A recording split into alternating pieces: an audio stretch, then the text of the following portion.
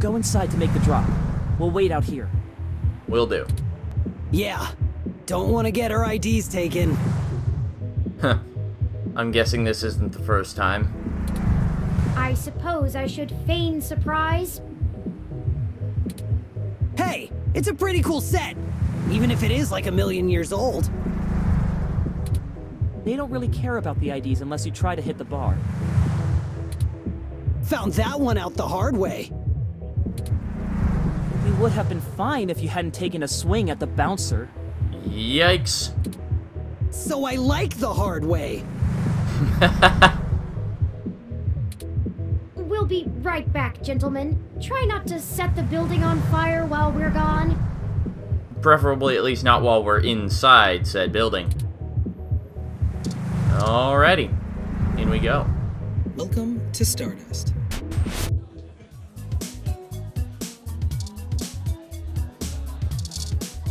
Let's see, so we got the VIP bouncer, then we got Broke Jess over here. You know, let's talk to some of them. Oh, look. It's my favorite human and the mechanical sidekick. Oh look, it's my favorite hybrid attorney. I'm caught up in something at the moment. Chances are we'll cross paths again. Alright, not too much dialogue there. Hello. No VIP access today. I wonder... I don't know, your voice sounds deep enough to be the guy that we talked to on the phone, but I'm kind of doubtful that it is you. Because then the fact that you use a voice distorter kind of it's rendered moot because your voice distorted still sounds very similar to your voice undistorted, and your voice really doesn't sound anything close. I'm ashamed to say I've gone on a few assy spike benders in my time. Yep, that's what you told us last time. You don't even have a voice actor.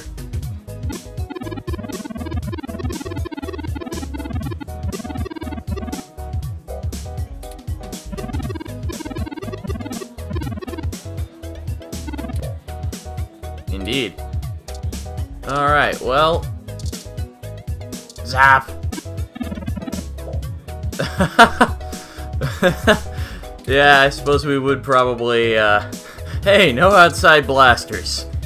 Oh, man. Alright. Well, that should do it. That was an awful lot of fuss over a poster. I mean, I think that's a rather understandable amount of fuss for getting, you know, legitimate-looking fake passports of all things. I just don't understand the appeal of merchandise like this. I keep my important possessions on my data drive. It's hard to explain, really. Humans don't have total recall like you do. Ah, that is true. Ramona seemed more concerned with it being a gift from a friend than as an item of importance in its own right. Exactly. Sentimental value. Perhaps it is necessity to keep such things around as tokens from better times. Could be. Perhaps I should pick up a few things from the apartment. Whatever's left. Wouldn't hurt. I do have perfect recall, but a few of Hayden's things would be nice reminders. Memories are better for remembering than reading. But that's enough navel-gazing. Let's head back outside so our benefactor can make the trade. Good idea. Y'all do the deal? Well, the first part anyway. How did it go? We weren't attacked. That's a good thing, I suppose. We left the poster behind the cabinet. Now we just need to wait for the switch. I've never had to wait more than 5 minutes or so before. It shouldn't take long. Well, I mean, they did tell us 10 minutes. I wonder how he knows the drop happened, and gets to it so fast. I mean, based on the call, we know he's already in Stardust. Although I suppose that would be kind of an odd, this is a very, very, very detail-specific thing, but when we were calling him, we could hear his voice was distorted, and yet the music in the background wasn't. Which I don't know, maybe that's not how those kind of contraptions work, but it seems like the music in the background should also have been significantly distorted in the same way as the voice. Which actually makes me wonder if you knew what the music was supposed to sound like, if you could, like, reverse engineer the distortion, like the distorted music in the background, and if you managed to change it back to the correct sound, then you'd be able to hear what their voice actually sounds like, for real. It's an interesting concept, but that's looking a bit too deep into this. We should get back to the actual game story. Don't matter. This guy's a solid feed, even if he likes to mess around. What do you need these passports for anyway? You said to trade for information, but what's the full story? Without going into too much detail, our informant needs to get out of Neo SF unnoticed. The passports are one part of that. We also need to obtain an untraceable car. I don't suppose the two of you could help with that? No way, dude! Grand Theft Auto is a felony with a capital F! Besides, getting an untraceable car ain't in the same league as a piece of plastic that'll fool a hand scanner. Chad's right. Of course I'm right. The city's traffic management system keeps track of all vehicles passively, even if you manage to circumvent their firmware and keep them from actively reporting to the network. You have to spoof the car as something permitted to be invisible for the CTOS to ignore it. I don't want to mess with boosting cars anyway. The junks run that racket in Neo SF, and they don't play nice. Especially with the HR. Yep, so having Chad around probably would not help our case. Well, thank you either way. You've both done us a huge favor. Call it even for the apartment. Yeah, Blue. No hard feelings. Calling him Blue now. Not a terrible nickname, I suppose. You give us a call if you need anything else. Long as it'll help you find your pops. Well, thank you, Chad. But, we may not be giving you a call if that's the case. We should get going, though. We were supposed to be home hours ago. Uh-oh. My dad won't notice, but Ollie's will flip. Kinda what I figured. You take care. Don't get derezed. Derezed? I think that's a Tron. I'm pretty sure that's a Tron reference. I like it. See ya! Goodbye! Let's finish the trade inside. Alrighty. Welcome to Stardust. I wonder if that bouncer's just like, why do these people just keep coming in and then leaving? Like, they just go in and out of the place over and over and over again. Yeah, see, everyone is still in here, and... Oh. Wait, what? Did that go the opposite direction? Okay, there we go. Yeah, see, the poster is right here now, which makes me honestly think it must be one of these two. But I don't know, like, why? It didn't really sound like either of their voices. If anything, it sounds more like Gus's voice, I think. But I don't know for sure. Alright. There we are. Here the passports are, just as advertised. Fantastic. Now we need to find a car. That's gonna be Jess tricky. is right over there. Perhaps she may know someone who can lend a hand. I have my doubts, but we can always try. Sure, but you can do... I don't remember if that was an option before. I'd rather not let Turing do the talking. I guess we could try. Well, prepare yourself. Yeah. If Jess is the worst thing we have to face down this week, I'll consider us lucky. Agreed. Hey, Jess. Zap, no. Yeah, no, let's not do that. Did you find your guy? Or wait, let me guess. There's something else you need from me. How did you know? Well, you haven't been terrible to deal with so far, so I'm willing to hear you out. Barely. We need access to an untraceable car. An informant of ours needs to get out of the city without attracting the attention of Parallax, and is offering valuable information to us in exchange. Seriously? Jesus, what kind of shit is in your life anyway?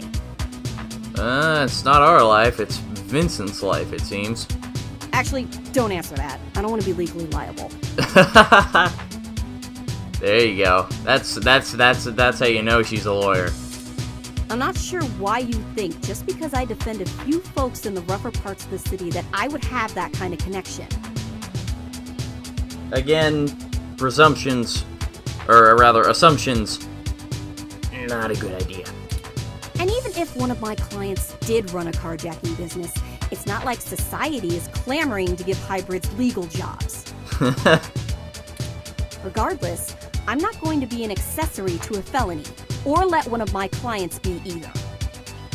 Very understandable. I won't go down that path. I wouldn't know where to start anyway.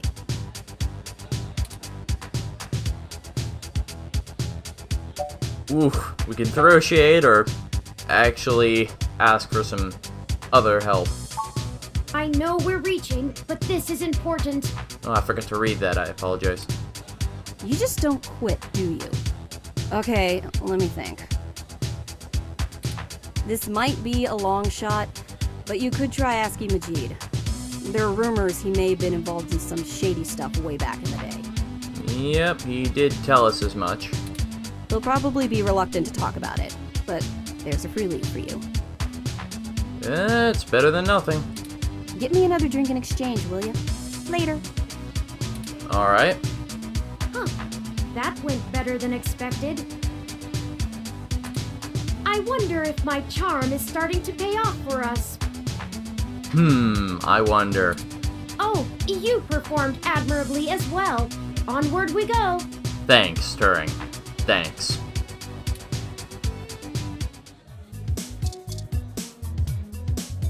Alright. Hey, Majid, how you doing? Hey, friends. What can we get for you? Well, Jess asked We for were a drink. hoping you could give us a little information. Sure, but first, let's get you a drink. What'll it be? Alright. Just grab that, throw some shade. Throw some shade at Dress there. Let's see, what do I want? Fluffy. Also throwing some shade. How many drinks here would be, like, sort of throwing shade at Jess? Let's see, we've got 2 so far. If she was like a cyborg, maybe.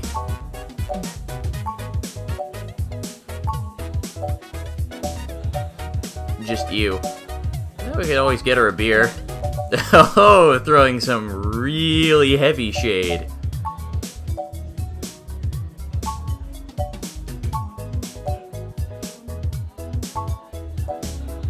You know what? Let's just grab her some whiskey. Coming right up. I'll ask Gus if I don't know what it is. Which is always. He's better with the weird kind of stuff people ask for these days. Some of these cocktails make me need a spa day. Wow, I'm kind of fascinated by how upset Turing is that he can't dump exposition about these drinks. This one is... just whiskey. No ice, no mixer. Straight. Seriously? Does that sound good? Alright, sounds good. Here you go. So, what did you need help with? We've run into a roadblock in our search for Hayden. Word on the street is that he's gone missing, which I'm sure you already know. What can I do? Yes. An informant of ours needs secure transportation out of the city, but we don't have any contacts who would be able to get us an untraceable car. Jess mentioned that you used to engage in certain extra-legal activities. Perhaps you could point us towards someone who could help?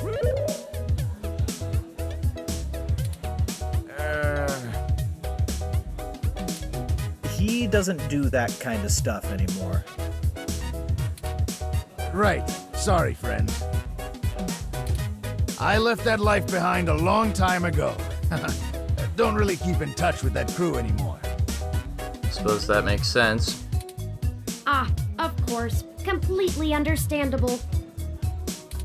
Sorry to bother you then. Well, no harm in asking, right? My reputation precedes me. Don't let it go to your head. Gus, I need to go to the back and gather up stuff to restock for the rush later on. Mind manning the bar for me? Take your time. I think I can keep things under control. Thanks. Love you, hun.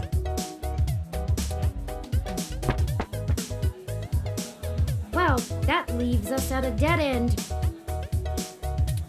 Any ideas on how we should proceed? Not really. Some nose-to-the-ground journalist techniques for finding leads?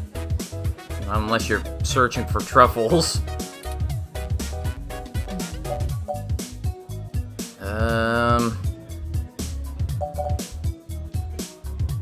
We could ask Tomcat for help. No, Tomcat has already stuck their neck out for us too often. Oh, yeah. I feel a little bad about how much we've relied on them as it is. And besides, this is a considerably more felonious action. Morally, we should be dirtying our own hands. I suppose that's true.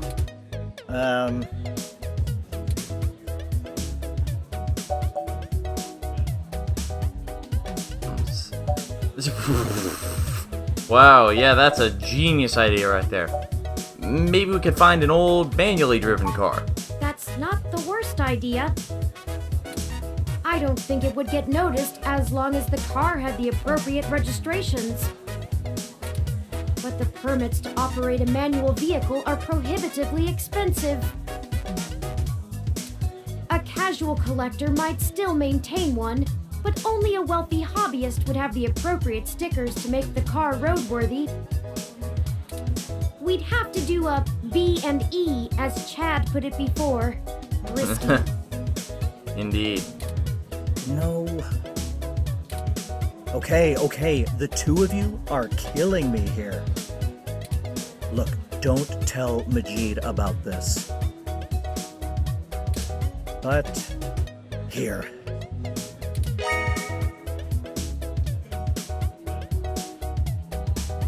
What is this, Gus? It's an automated vehicle maintenance scanner with a few less than standard upgrades. When you circumvent its security codes, you can use it to scan a car's installed firmware and replace it with a new set that will spoof its presence on the city's network. Wow. That's the gist of it, but we don't have time to get into any specifics. You need to get the hell out of here with that before Majid gets back. Why the urgency? Look, Majid has done a lot to turn his life around, to turn my life around. I really respect that about him, and it's part of why I fell in love with him. He did what I was never able to. That's how we met, you know? That old rough-and-tumble life we both led. I suppose that makes sense. But when Stardust struggled and needed money fast, I had to get back in the game to keep us afloat for a few years. I told him it was all angel loans, donations from patrons, lots of things. He'd be heartbroken if he found out I'm still in the game. I had to do whatever I could to keep our new life, even if only one of us is really living it. I may as well give this thing to someone who wants to use it for good, too. I can't tell you how much we appreciate this, Gus. We might finally be on our way to solving this mystery. Yeah, well, you didn't get it from me, okay? Of course we didn't. Promise. Just get out of here and get on with your little Grand Theft Auto. And let me know how it goes, okay? Will do. I could swear that dialogue is entirely different than in the original game. I could be misremembering, because I saw some playthroughs of people playing the original read-only memories, the 2015 release, and some people were playing an earlier version where I remember that even in the later versions of the original game, the dialogue had been changed from the first release to some of the later updates. I can't remember if this was one of them, but I know that at the very least, compared to the initial release of the original version, or one of the earlier releases of the original, this dialogue is completely different. In the original game, Majid was sort of still in the game, but he said he was trying to change his life, and Gus was trying to help him along with it. So he said like he went through Majid's stuff to give that to us. But I like this change, actually. You know, it's sad, but I like it. I feel like it's a more appropriate.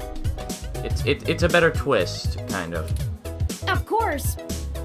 Which gives me another reason to perhaps suspect that maybe Gus was the one who got us those passports, and that's thus why that poster is now sitting right behind the bar, on Gus's side, no less.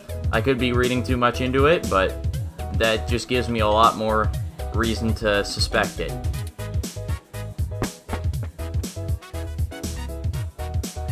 Alright, Majid is here, but of course Jess asked for a drink. So, you know what? Have some whiskey, Jess. Here's to you. Huh. Actually did it, huh? You sound surprised.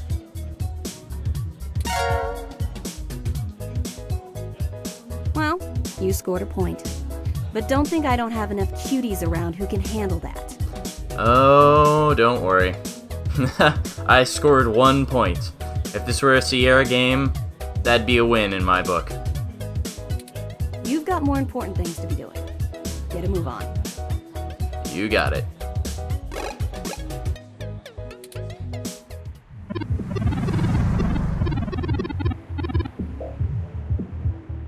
Really? That line isn't voice acted? That's a mandatory line. Is it just because they said our name? Because the other lines where they said our name, they either removed the use of the name, or they just didn't put that in the voice acting. I'm a little surprised that didn't have voice acting. Like I said, basically all of my complaints, or all my complaints that I really have about this game, barring 1 or 2 exceptions, are all very, very minor. They're just little minor things, just little nitpicks, I suppose. But I don't know. I just find it a little jarring when, especially this is a mandatory line. As far as I know, anyway, you have to see it when you leave. I'm kind of surprised that wasn't voice acted.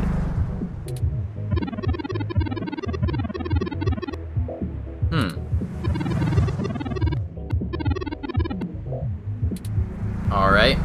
Now, I don't know if this still works, but so basically we have to use this device on a bunch of cars to figure out which one has a firmware that can be patched with these less than standard upgrades. So, at the very least, in the original, I don't know if the cars that allow you to do this, I don't know if this is a puzzle that's randomized, like each time you play the game, it's a different car or a different set of cars, I should say, that will work for this puzzle. But when I played through the original game, this car right here, directly in front of Stardust, worked. So let's see, because if it is, and if it's not randomized, like if it still works, then, you know, maybe it's still just, you know, it just got lucky again with the random, you know, with the random number generation. But if it isn't randomized, and this car right here is the one that you can use, that just seems, I don't know, that just doesn't seem right. But maybe you're not even supposed to know that you're supposed to use the device. Like, you just look at other cars, and then Turing will say, oh, here, you have to use the device on the cars to figure it out. But anyway, let's see. Oh, rats! This car has the wrong firmware installed. Okay, good. We won't be able to install our new firmware over top of it. Alright. We'll have to check another car. Alright, can we look at the cars that drive by? No, we can't. Alright. So, let's go hunting for a car to jack. Market Street. I think there was one by the Hassie bar, so let's check there first.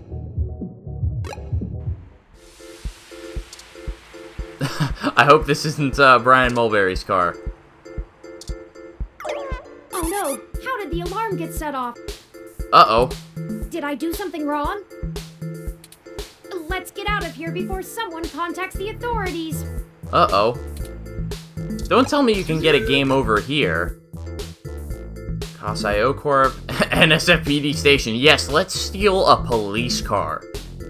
There couldn't possibly be anything wrong with that plan. Yeah, I think the only other place is in front of the Casio Corporation building. Oh, we got lots of cars here. Let's try Big Red over here. Nope. This car has old enough firmware, but its maintenance system is screaming a half-dozen critical alerts.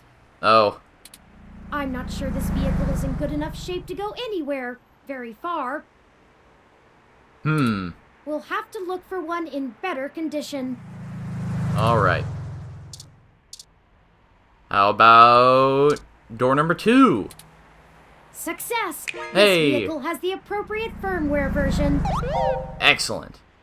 So, it's interesting. I don't know what kind of dialogue you were given for each time you found an invalid car in the original game, because, like I said, I got it on the first try just by apparently pure luck. I don't know. I don't know if this is a randomized puzzle or not, but I must have gotten some crazy good luck if the first car I checked right outside of Stardust was the right one. Someone has been neglecting their regularly scheduled updates.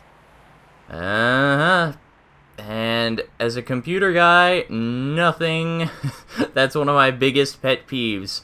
I understand plenty why people don't like automatic updates and stuff like that, but just, well, when I see someone who just deliberately doesn't update their stuff, just for no good reason, it just absolutely drives me nuts. Anyway, enough about me. Give me a moment to get everything installed. There. There are some other options here I can fool around with. Ah, interesting. I can put in preset destination plans for a future date. Well, that should be handy. Why don't we go ahead and set a plan for the car to return to this spot in a week? That's more than enough time for Mr. Mensa to get away. Now we aren't really stealing the car. Yeah, I'm sure Lexi and the police will definitely agree with us. More like borrowing without asking. That's not how borrowing works. What are you... I feel better already. Me too. I was being sarcastic, Turing. The car will drive itself to Golden Gate Park, and we can show Mr. Mensa where it is when we meet him. There. Everything should be set up now. Excellent.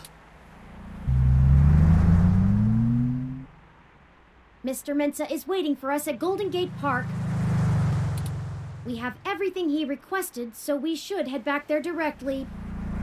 Alrighty. Let's do that.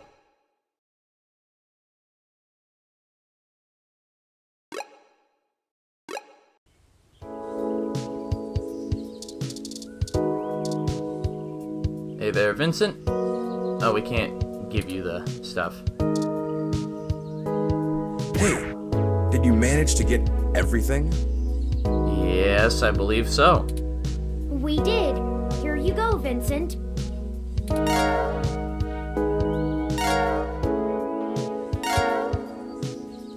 don't know why we need to give him the carjacking device, but Everything seems to be in order. Here. Alright. This disk has all of Hayden's research notes, data collation algorithms, and probably lots on your creation, Turing. It should be everything myself and Melody agreed upon, until she added an amendment while you were out.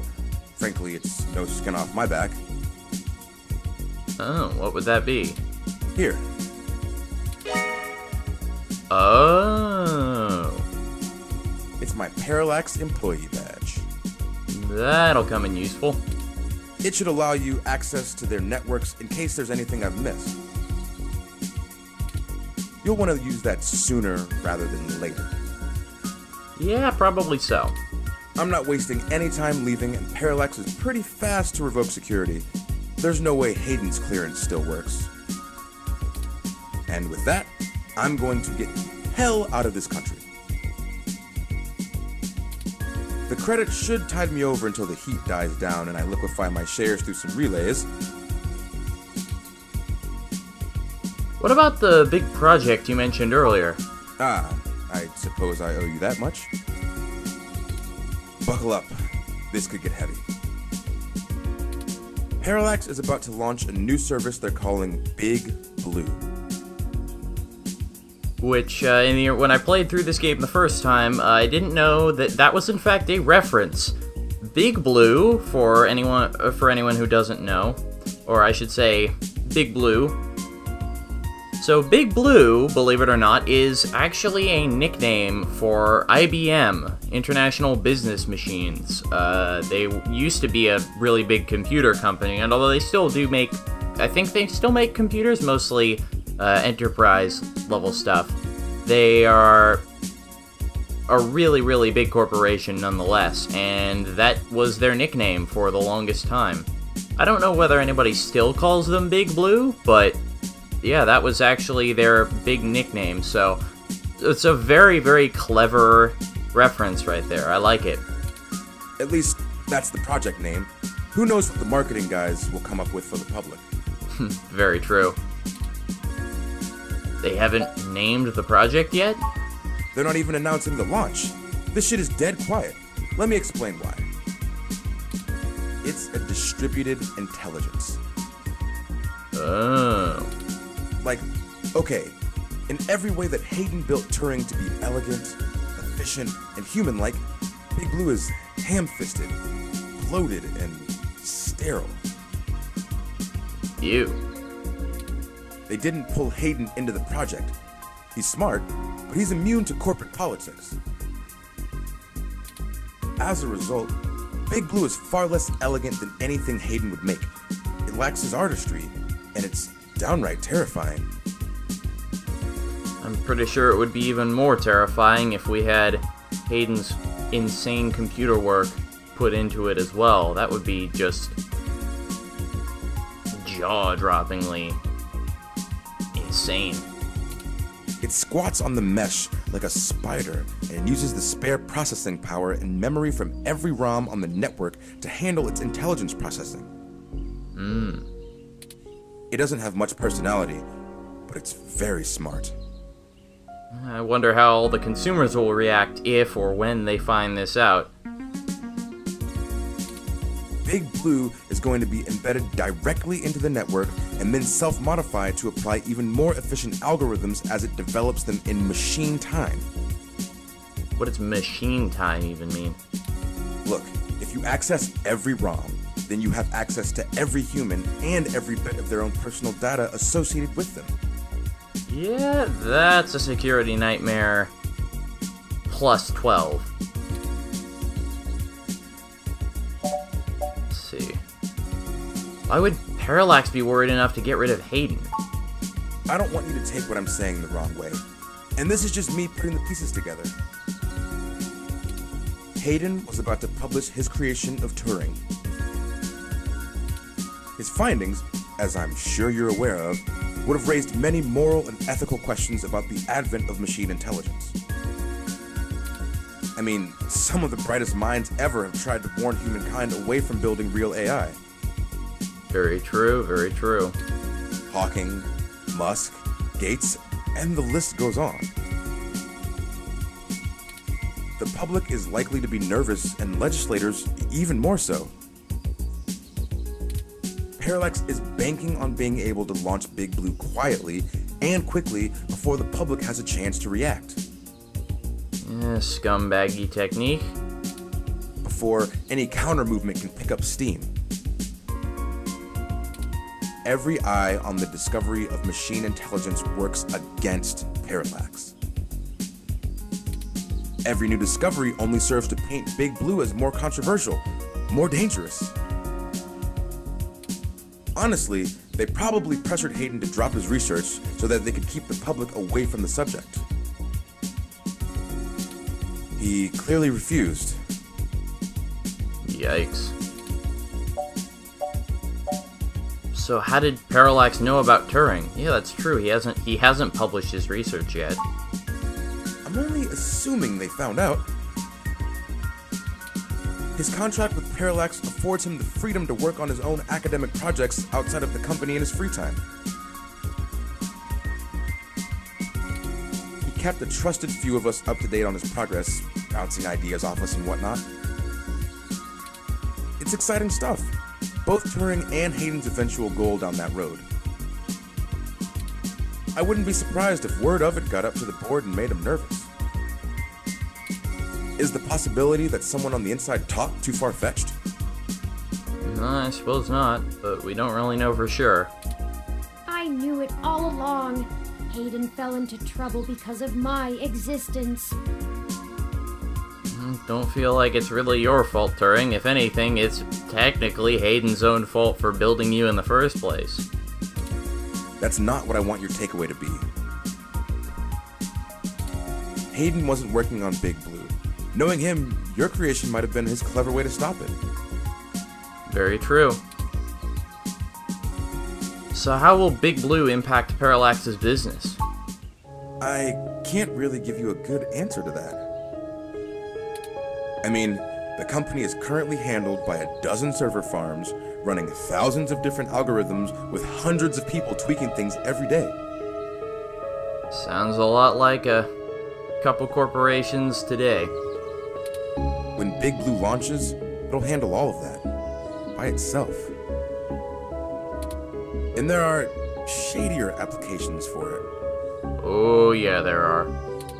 I mean, if you can collate and analyze data and queries in the mesh in real time, what's to stop you from delivering the content you want rather than what the user wants? The potential for abuse is staggering. We're talking direct control of the information accessible to everyone who uses Parallax's services.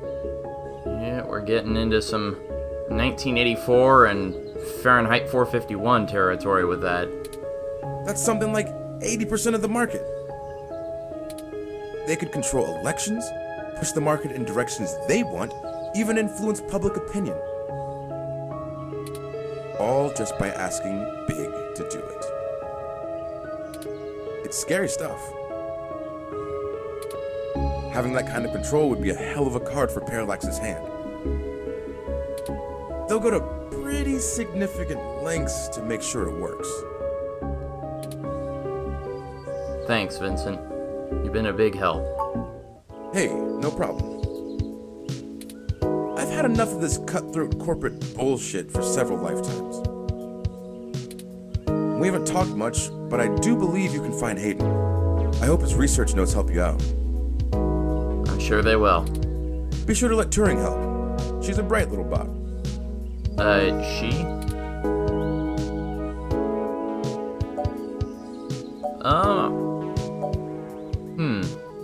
You called Turing she?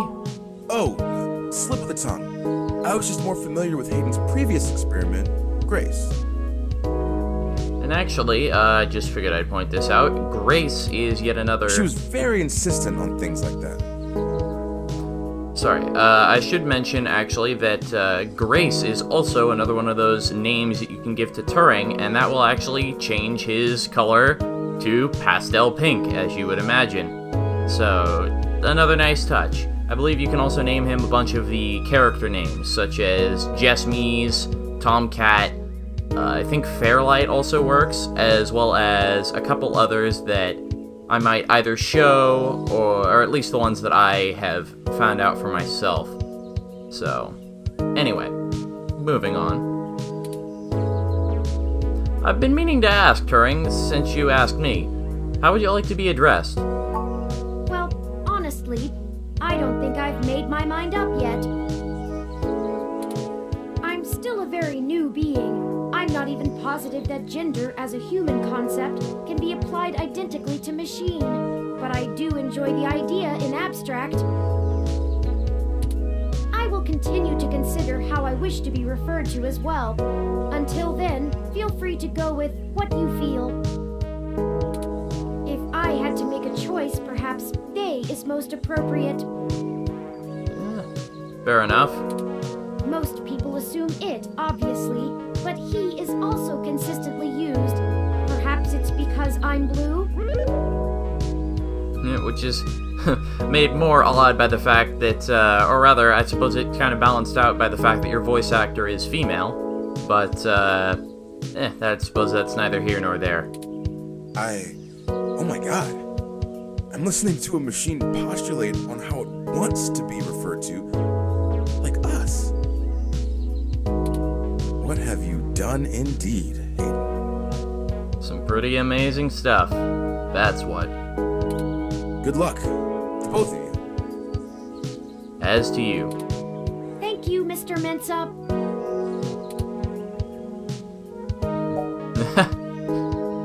Yeah, be safe, adios, or have fun in Mexico, or Canada, wherever you go. I need a few minutes. Oh, what's up, Turing?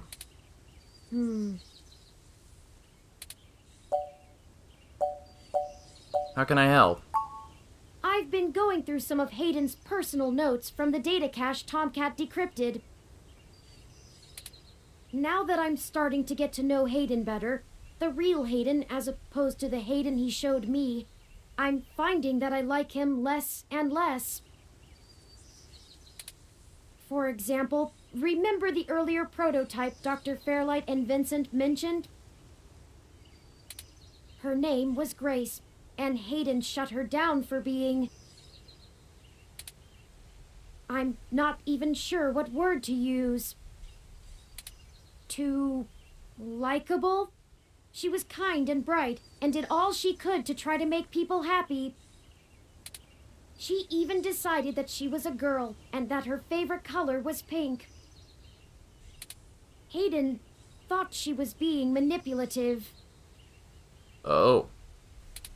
He posited that he had made her personality algorithms too willing to make adaptations that would benefit her long-term survival, and that she was being congenial just to endear herself to him. Huh. That even her gender was a calculated attempt to make him like her more. I mean, that does seem like it paints, Hayden in a pretty bad light, but I mean, even though he was the one that made it, he wasn't the one that manually compiled her entire identity. How would he know one way or the other? I mean, this is even his own creation, and it's something that's never been done before. I would be rather cautious about this whole thing as well. I mean, regardless of whether or not it was actually the truth, if it seemed like it was a bad enough of a risk, it might just be kind of something you have to stop. But he was wrong. Dead wrong, in fact. I have a snapshot of her personality profiles here, and when I compare them to my own, I can see that she was just... nice. Well, I mean, there's nothing that said Hayden was right, but... I mean, it might have just been a case of he was just too worried. He's he's probably new to this whole thing as well. I don't know. Personally, I can't really fault Hayden too much for being worried about something like that. I wish I could have met her. I think we would have learned from each other. Yeah, I suppose it is probably likely. Like I said, I'm not sure I even have a gender. Everyone refers to me as he once they meet me just for convenience, but it doesn't really matter to me at all. Is that a calculated attempt on my part to impress Hayden? Not clinging to normativity? I doubt that, personally. I mean, if he wants you to be real, then that's kind of just how it works. I mean, everybody's different. Someone can be nice. Heck, he might have not even made any modifications to the actual personality generation algorithm that he used on Grace to the one that's in Turing. It could just be that they just turned out differently because that's how everybody is. Who knows? Or is it a product of his effort to curb any nascent similarities I had with Grace during my upbringing? Maybe we can find that out later if we can search through more of his files. Who knows? I wish I could yell at him for being so arrogant. Playing God in the crudest of ways. You can't choose to create consciousness and then take it away just like that. Even so, for all of that, I don't know. I still miss him. Well, that's a good sign then, Turing. This all seems so inane, so senseless. This is all stuff we have to deal with. They killed him because him building me would mess with a product launch? It's terrible. That's ridiculous. They took him away from me for such an insignificant reason. But it seems like that's how it happened. I just want him back. It's impossible, but it's what I want. I'd do anything. Yeah, we all want what we cannot have. It's normal to feel like this, Turing. Ross model of grief. That's sort of what I meant, but not really the point. I think I'm somewhere between anger and bargaining. A testament to Hayden's craftsmanship. Thank you for your words. You're a better friend than I could have asked for. Well, thank you, Turing. I try. We have other pressing avenues of inquiry to make. Let's move on.